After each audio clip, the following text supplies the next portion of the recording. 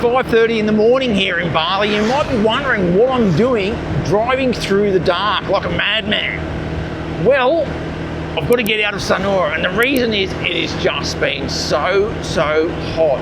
Especially the past couple of days, there's been some real stinkers. And I just feel like I need to get away from the beachside areas and start exploring the mountains just a little bit and get a bit cooler along the way.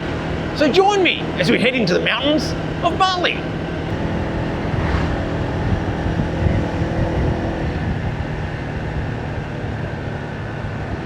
The good thing about Bali is that as you go further and further up the hill, you can really start to feel the temperature drop. And at the start, it might not feel like much, you know, half a degree, a degree, you can't really notice it.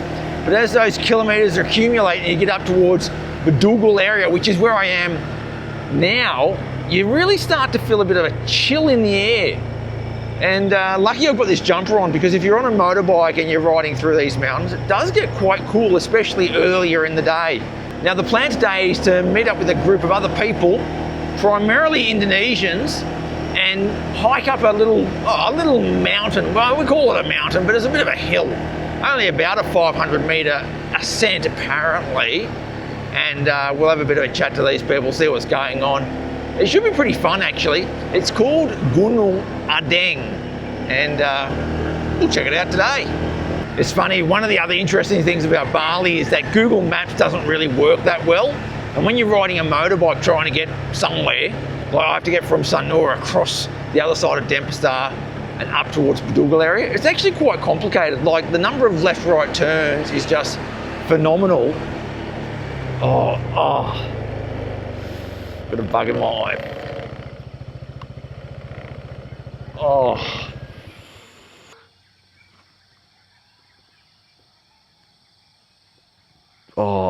This is painful.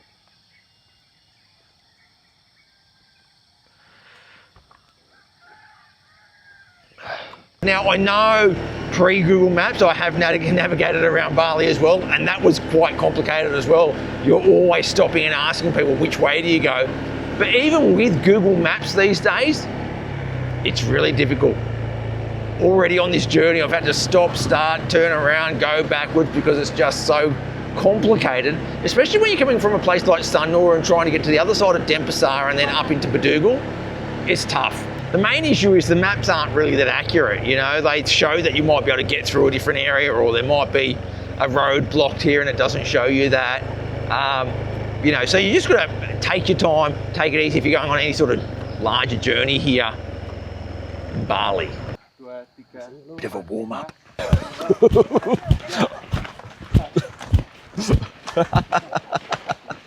Hi, society!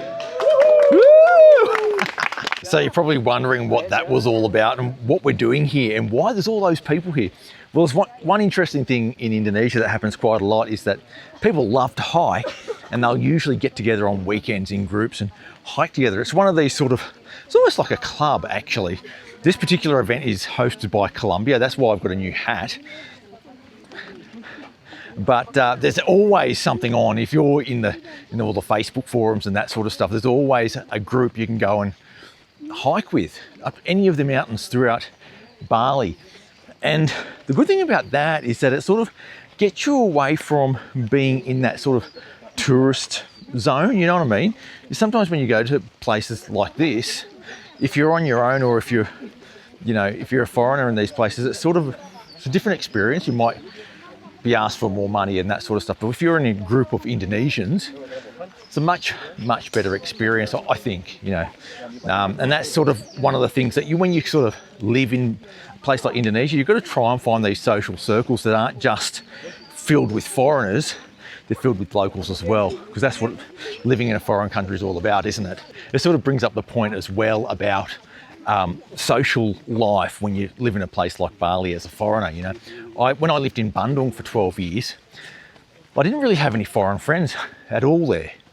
And some people sort of think, how did you survive for so long without any foreign friends? It could be quite isolating. And for me, it wasn't, because we were always in part of a, we're in a slippery part here.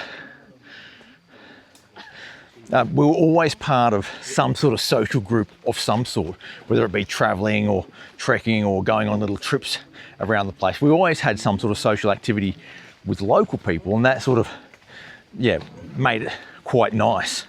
And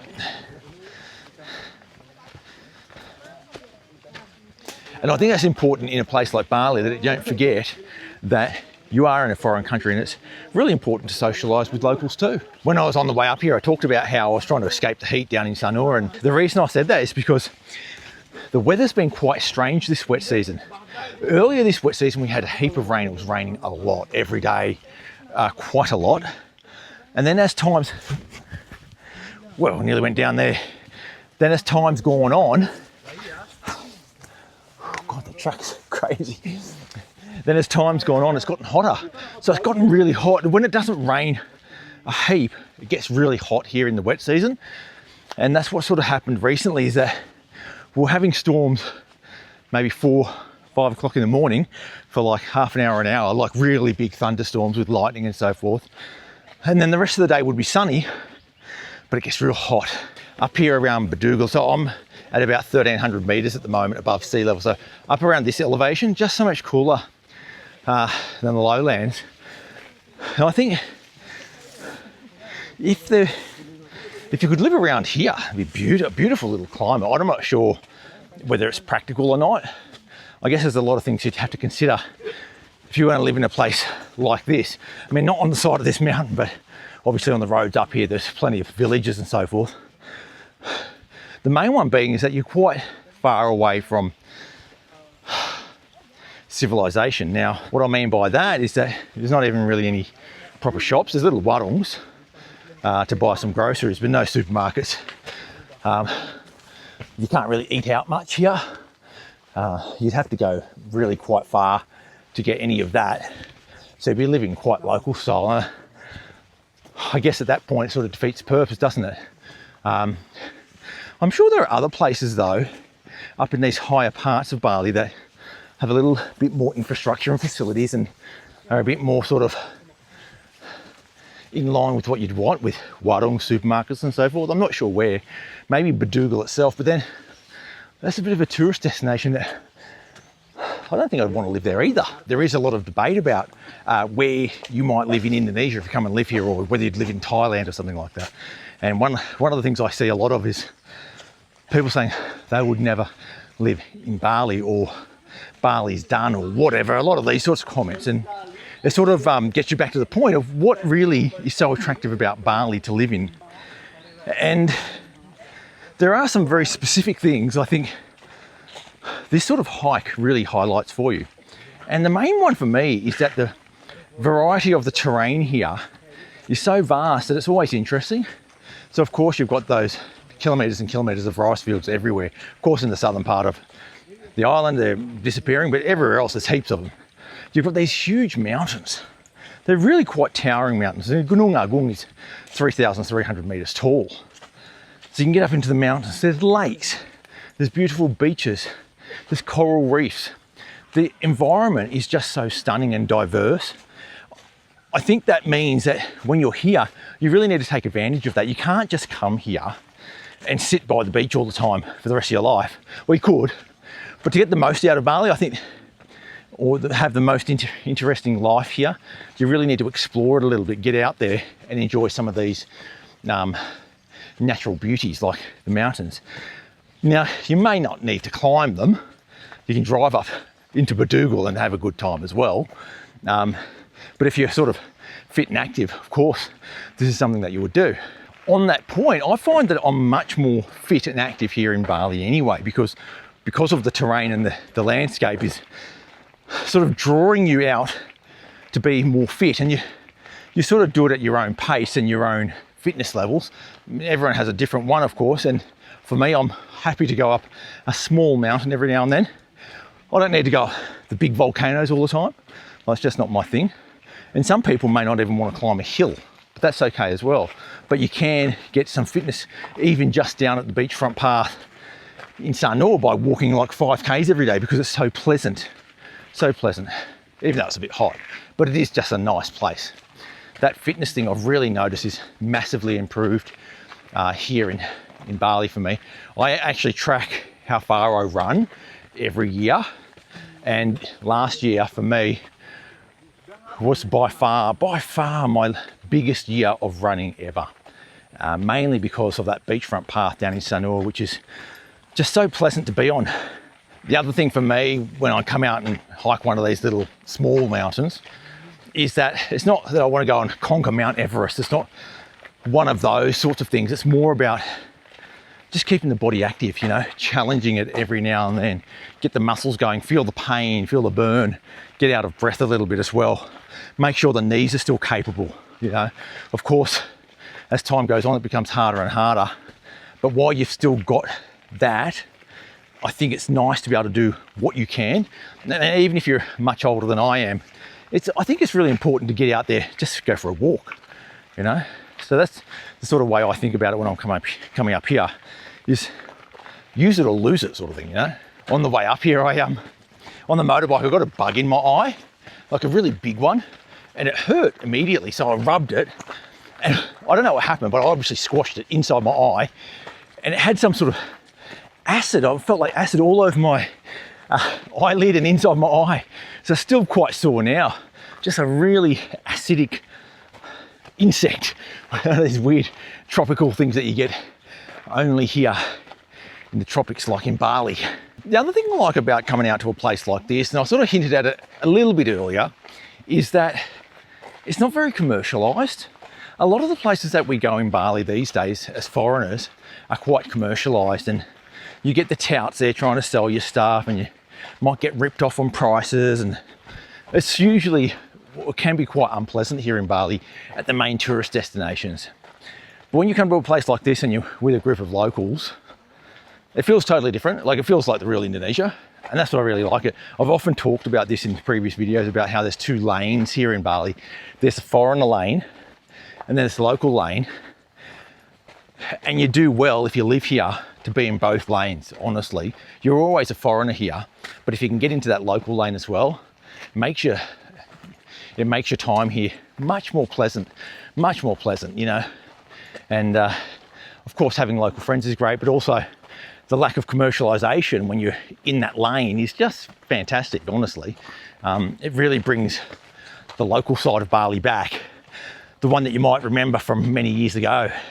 This is more or less what the track looks like up here to Gunung Adeng. I don't know if it's Adeng or Adeng. I think it's Adeng. And it's not that steep at the moment. Apparently the first section isn't that steep. So we've only gone up just over 100 meters so far. It's been fairly easy. You've got a moderate heart rate and everyone's going at a fair pace. When we get to the big steep slope, that's where I reckon I might slow down just a little bit, because my fitness isn't as great as some of these younger ones, but still all right. Beautiful jungle though, beautiful. It's got a real feel about it actually.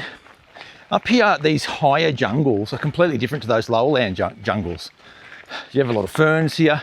You sometimes have pine trees here. I'm not seeing them at the moment, but there's certainly a lot of ferns around. It's obviously a wet area.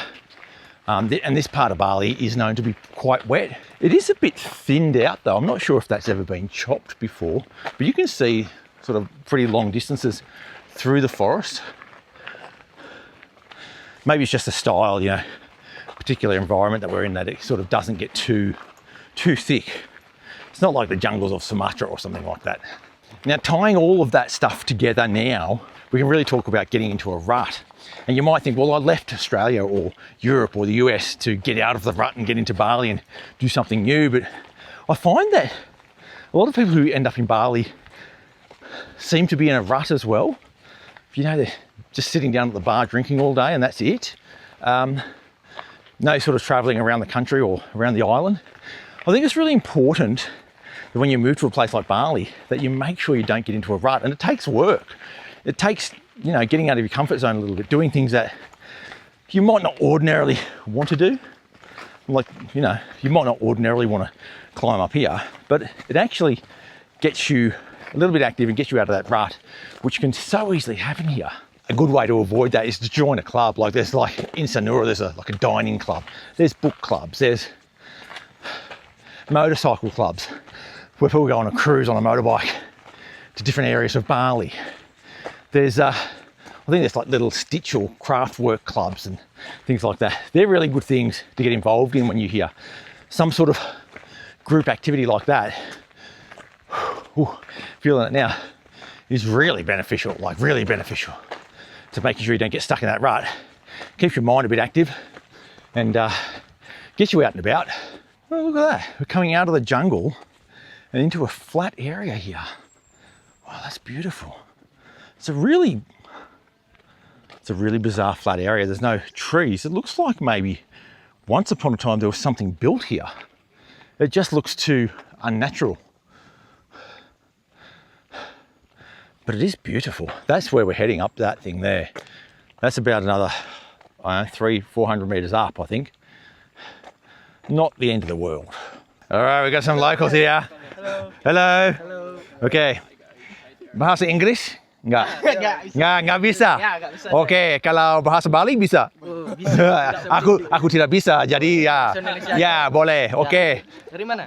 Asli Australia. Kalian dari mana aslinya? Gianyar. Saya dari Ya. Gianyar dari Ubud atau Gianyar Kabupaten? Gianyar Kabupaten. Ya, dari desa atau lebih ke apa pusat apa? Desa banget ya. Ya. Oh ya, Sukawati. Oh itu apa pusat kesenian ya kalau Sukawati. Oh, dan bisa naik bis dari sana sampai Kuta kalau nggak salah. Ada yang bis merah itu ya. Suka naik gunung. Ya. Sering. Nggak selalu sering. Oh ya. Baru nih, ini bulan sekarang baru. Oh, baru coba ya. Jadi yang kecil dulu atau gimana? Atau langsung ke Gunung Agung? Interesting. Gianyar people. Okay, makasih ya. So we just had a rest there and I was just looking at the ground around this flat area here. There's like asphalt here as well. Like it has been paved at some point for some reason. It's almost like it's an old car parking spot, but it's almost unbelievable because you couldn't get a road up here. That sort of track that we just came up was so steep. I can't imagine a road ever being there, but I don't know. Like you look at that, the colour of that, and then I'm walking on like what looks like road base. I don't know, very strange. You do see that quite a lot in Indonesia on mountains. I've seen it quite a lot where you're sort of halfway up a mountain, you've just sort of slogged for an hour to get there. And then you come to an area and you can see a cutting, which is definitely a cutting for a road. You know, the side of the mountain's been cut out and you're sort of thinking maybe, 100 years ago or maybe 75 years ago, there definitely was a road here. But in the intervening 75 years, the forest has grown back around it. That's what it feels like. Like, honestly, here it feels like that. I don't know where the road would have went. Anyway, I actually saw one of those on a mountain in West Java once. And I did a bit of research on it. I was way up a mountain and I saw a road on the other side of a valley. Like you can see it was an old road. Hasn't been in use for a long time. And what had happened was, it was an old Dutch road and the Dutch used to drive their cars up to the top of this volcano. But in the intervening sort of 100 years, that volcano had erupted and just totally changed the landscape so that that road no longer connected to the original road and no longer made it to the top. And in those sort of intervening 100 years, people had made other tracks up there, walking tracks.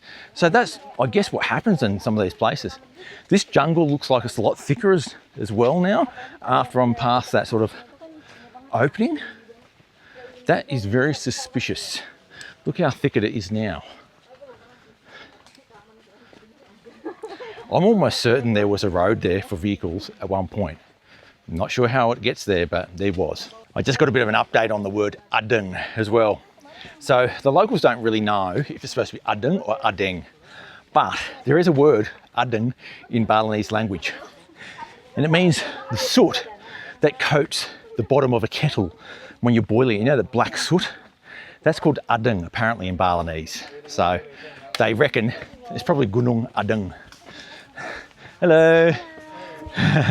That E sound in Indonesian is always a bit difficult. If you don't know what the word is and you see it written, you'll get that wrong quite often because you've got to guess whether it's an E or an besok means tomorrow, but belum or terima kasih, you know, different sounding E, yeah?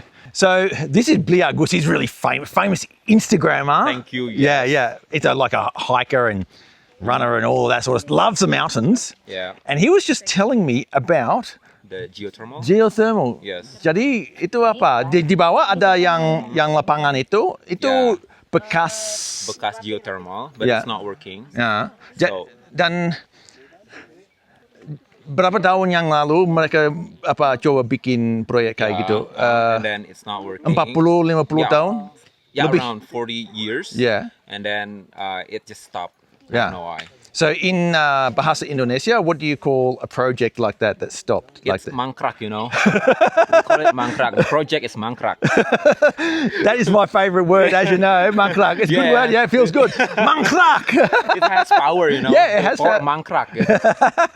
So that explains why there was all that aspal down di bawah, yeah? Yes. And because it's like a power plant they were going to build, and it's mangkrak now. Thank you, yeah, don't Bli know why. Agus. Makasih ya. So much. Now, Bli Agus was just wearing this shirt, and I noticed. This is Look our at that. shirt. It's we call Sematon it Pendakian. Pendakian. Sematon is a really Balinese word, yeah? What does We it mean? call it What does Sematon mean in? It actually means brother Yeah. or friends. Yeah. Yeah. Usually a group of people, yeah? Sematon, yeah. Sematon is from Balinese. Yeah. Anyway. And what is this group? Tell me about the group. So this group, I am the founder of the group. Yeah. And then this is actually a group for like the beginner of hikers Yeah. together, and Yeah. then to share the knowledge about the hiking. Yeah. And then to start the hiking for the first time. Is the group on like Facebook or on WhatsApp group We or are actually big in Instagram. Instagram? So you have a group in Instagram. We all follow each other, Yeah, we follow each other. and you have an account which is Sematon Pendakian. Yes, we Okay, we'll have follow this- that one. Of course, Sematon Pendakian. It's everywhere anyway. Yeah. It's on TikTok. Yeah. And in Instagram also. Yeah. In Instagram we have like 8,000 something. Yeah. followers. So the purpose of the group is for beginners who want to go hiking. Yeah. And you help them get into a group where they might not know each other. Yeah. So people who don't know each other Yeah. will go together on a hike up a mountain. Yeah. So it's not for really the advanced people. No. And it's probably a good way for people to meet new people too. Maybe Yes, people yes. from luar Bali who don't know each other probably meet right. new friends and things. Yeah. Well, that is a really good way. If you want to meet some local people, Yes. this is a really good way because. Yeah. Yeah. You can hit us Yeah. on DM Instagram. And what about? Do people have to pay to go on these trips? You don't need to pay. It's free for everybody. It's open for everybody. So all you need to do is find your own transport to the titik kumpulan. Yeah. Yes. So the meeting point. So you just get to your meeting point. The group will be there at a particular time, and everyone walks together. Yes, And then yes. you'll get home on your own as well. Yeah. Beautiful. You can build your group anyway. Yeah. And maybe if you've got a friend, they might be able to drive you there, so you don't have to do it yourself. We also have the WhatsApp community. Yeah. Already have like 2,000 people there In the WhatsApp group. in WhatsApp community. Yeah. We have two community. Wow. group. Yeah. It's 2,000 people. Wow, that's cool. That's cool. Yeah. So everybody can share everything there, like the hiking, the information, the updates, whatever. Yeah. Yeah. Well, that is amazing because I was just talking to the people out here that for foreigners coming to Bali to live, sometimes they feel a bit isolated from the local community. Yeah. And I think it's really nice to integrate with the local community Yeah, by sure, joining sure. a group like this, Yep. practice their Indonesian skills maybe. That's it. Yeah. Exactly. We can share everything anyway. Yeah. And they're nice people too. Thank you. course. Whew. We're making progress here, but gee, it's hard going. It's really steep now down there. And I can sort of see a bit of a flattening off up there. Hopefully it's not too steep. Again, in Indonesian we say nanjak if we want to say steep, or curam is another word, but nanjak is sort of the more informal one that we use quite often. And everyone's finding it tough, but I'm really finding it tough. Semangat. Semangat, there we go, we got a semangat. Yes. That means you need to go for it, keep fighting. Interesting, the word semangat doesn't really have a good translation in English. What would you say semangat means in English? Yeah, I think as you say, keep fighting. Keep fighting, or go for it, or Go for it. keep the spirit. Sometimes Indonesia say in Japanese maybe Ciao Ah, in Bandung. oh. It's my friend. Only my What do they say? Ciao. Chiayo. That's Sundanese. It's I think it's a Chinese something. It's a Chinese, Chiayo. So that's the good thing about Indonesia.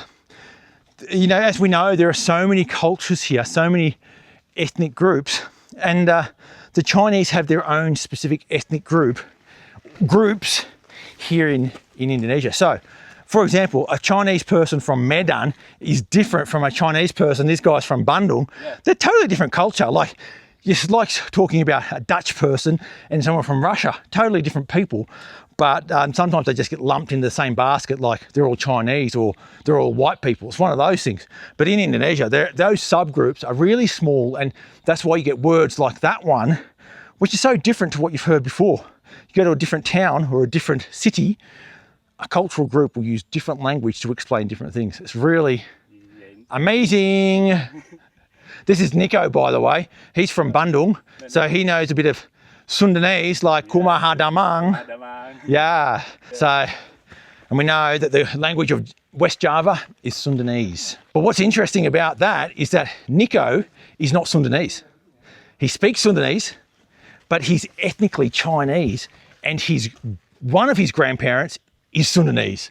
So you've got this mix. So he would call himself Peranakannya. I want to call myself Pranakan. It's more common in Malaysia to say Peranakan though, isn't it? Because there's now is the term is more for the one who conscious about it. Yeah. They will call themselves Pranakan. So what he's basically saying is Peranakan is like a mix of the local culture and Chinese culture.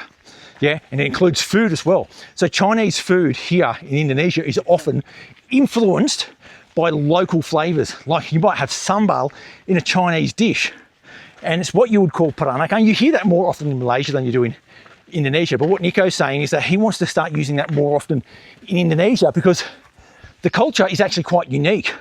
It's not Chinese. He's not from China. Indonesian. Yeah. He has nothing to do with China. He wouldn't even have if he went to China right now, he'd really feel like a foreigner, and people would treat him like a foreigner because he is one. He's Indonesian, of Chinese and Sundanese heritage. Peranakan. So this is the face of a Peranakan. Not Chinese, not also very Indonesian. Yeah. But Mix. I told myself as Indonesian and Peranakan. Yeah. There you go. I think it's really important. It's complicated, but it's interesting and important to know those cultural differences, because the way that Nico sees himself is maybe different to the way that people see him. Wow, we've already made it to the Puncak. The Puncak is really interesting. Look at this forest here. It's just an amazing forest with trees covered in moss, and then you have this beautiful, beautiful temple called Pura Luhur Puncak Tapak, which is typical at the top of mountains here in Bali. You have a little temple, and there's a few trees with the little sashes on them as well. It's quite atmospheric. This is a mountain that doesn't really have a view. You're coming here for the forest. There's a dog here. I don't know how the dog got up here, but the monkeys have been trying to attack it. And just before, the monkeys mobbed it. Oh, there's Susan. Mount Adeng. There we are. Yeah, the monkeys actually took the dog into the forest. They mobbed it, and the dog was yelping. I thought it was gone. I thought they were going to eat it, but it actually came back. So they do attack that dog. I don't know what it eats up here. Maybe it just eats the snacks from the hikers. Not sure. Well, that just about wraps things up for me today. I've really enjoyed the hike today. It's interesting. I think the big lesson for me today is getting into those groups is pretty important if you're going to live here long term or spend a bit of time here. Try to get into those social groups. I think it's really good for your mental health, but also your physical health. And if you can make it in some local groups, you can maybe practice your language a little bit. I think that's a great help as well. Hey, thanks for coming along for the ride today, and thanks for watching. Make sure you hit that subscribe button to keep up to date with all things Sanur and the rest of Indonesia. I'll catch you next time, and sampai jumpa.